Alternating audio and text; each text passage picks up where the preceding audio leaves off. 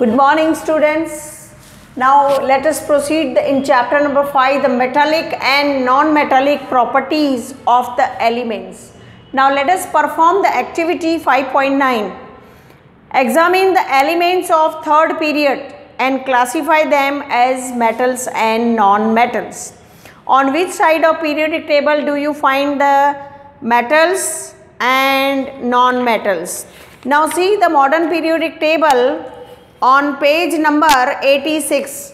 Now see this page number 86, this left side of the periodic table that shows this is third period. Sodium, magnesium, aluminium, silicon, phosphorus, sulfur, chlorine and argon.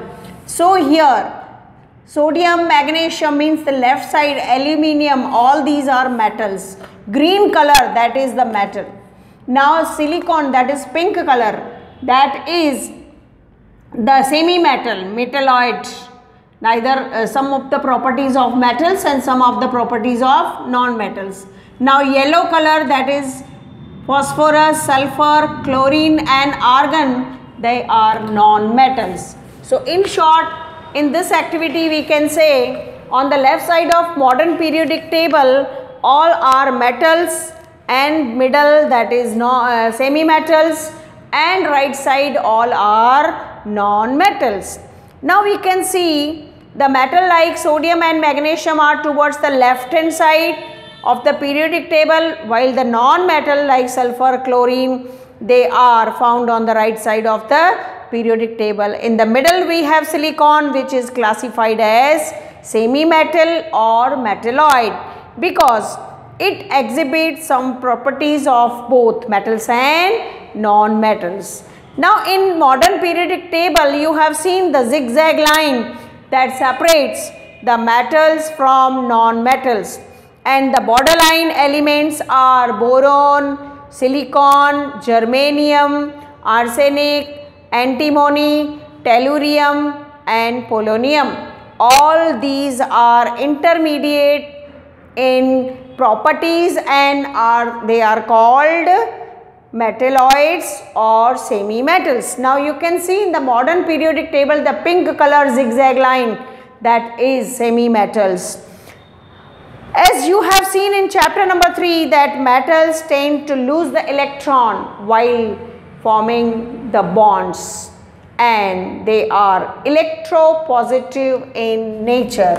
So metals, they are on the left side and middle of the modern periodic table, that is metalloids means semi-metals, and right side the non-metals. They are on the right side of the modern periodic table. Now metals, they are always forming the positive ion, so that's why they are called electropositive in nature, because always the metal they lose the electron and form positive ion. Now let us perform activity 5.10. How do you think the tendency to lose electron changes in group, and how will this tendency change in the period? Now as effective, the nuclear charge acting on valence shell electrons increases across the period and tendency to lose electron will decrease. Down in the group, as we move from top to bottom in the group, the effective nuclear charge experienced by the valence electron is decreasing because the outermost electrons are farther away from the nucleus. Therefore, these can be lost easily. Hence, the metallic character decreases across the period and increases down in the group. Now, non-metals on other hand are electronegative. Now, non-metals, they are electronegative. Electronegative means they always showing the tendency to gain the electron and complete their octet, right? So they tend to form bond by gaining the electron Now see the variation in group and period. Let us perform the activity 5.11.